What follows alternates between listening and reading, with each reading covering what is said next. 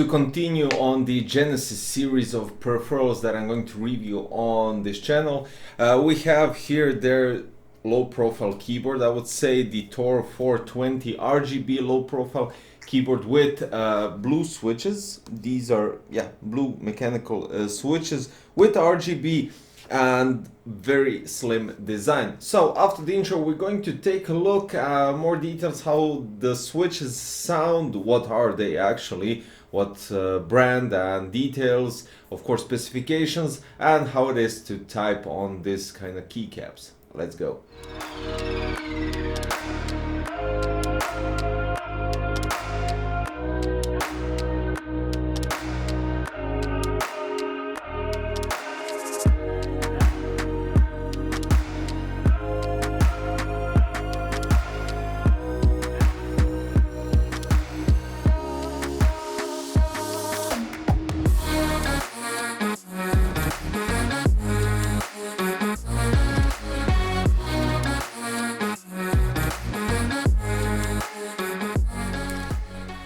Right from the start, I'm going to say that the design of the keyboard is magnificent just because it has I would say it's an brushed aluminum top body with on which the switches lay down, and basically, of course, beneath you have the PCB board where the switches are connected. But it really does look quite interesting, and the switches, well, basically lettering is not see-through, so all the RGB comes from the sides, and I have a good idea it will look good just because it lights up from the sides and basically reflects from the top aluminum chassis.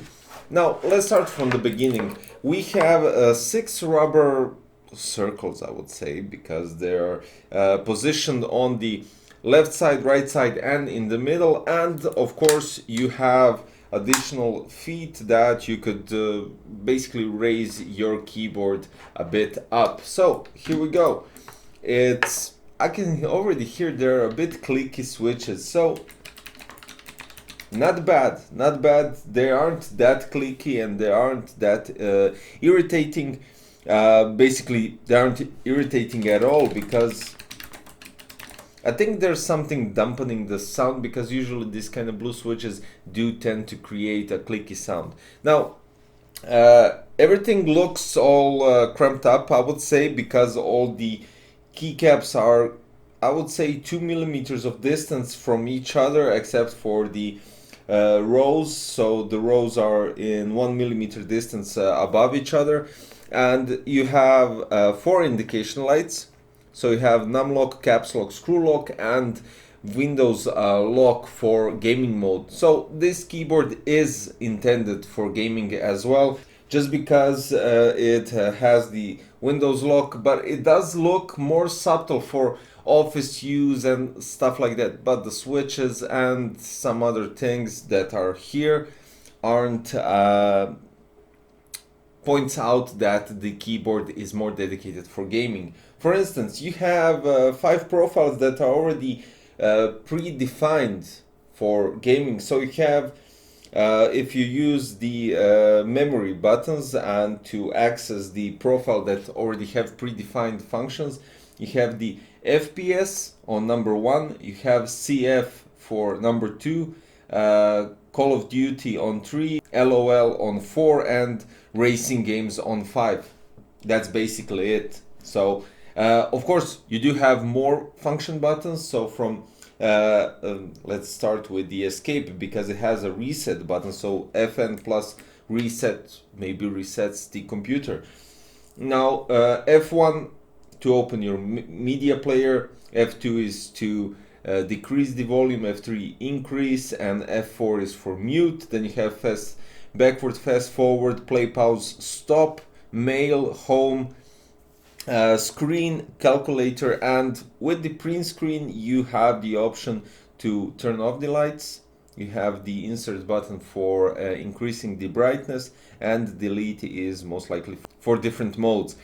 With the arrow keys, left and right is for the speed of the transitions, And of course the no, this is basically the brightness, so the arrows up and down are for the brightness.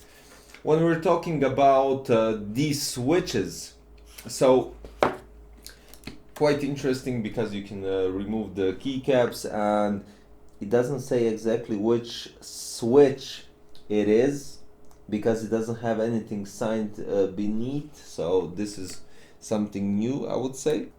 These are the latest slim mechanical technology switches with 1.2 to 2.5 millimeter keystroke distance, which creates unique mechanical feel with fast response time up to 8 milliseconds.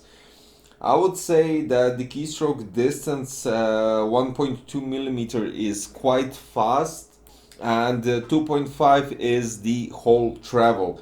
45 grams for actuation force, and as I already stated, 8 milliseconds response time. You have N key rollovers, 50 million presses lifetime on each, well, basically separated on each switch.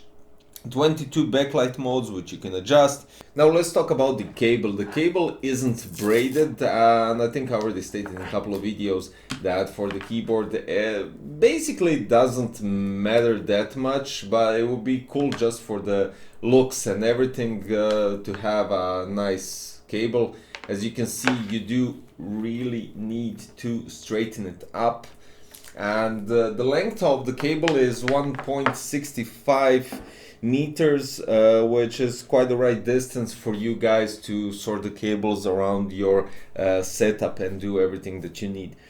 Now I think it's time to listen to the blue switches.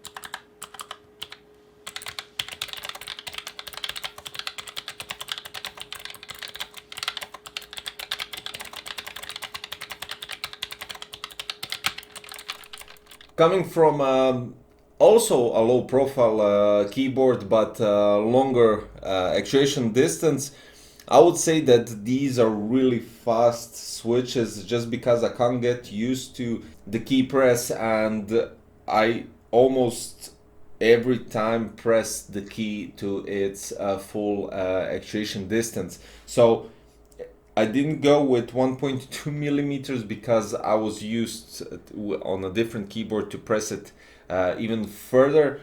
So this is actually really fast. If you decide basically to, and if you get used to it, you can really type faster because you just need to have mindset that you need to pull your finger faster upwards.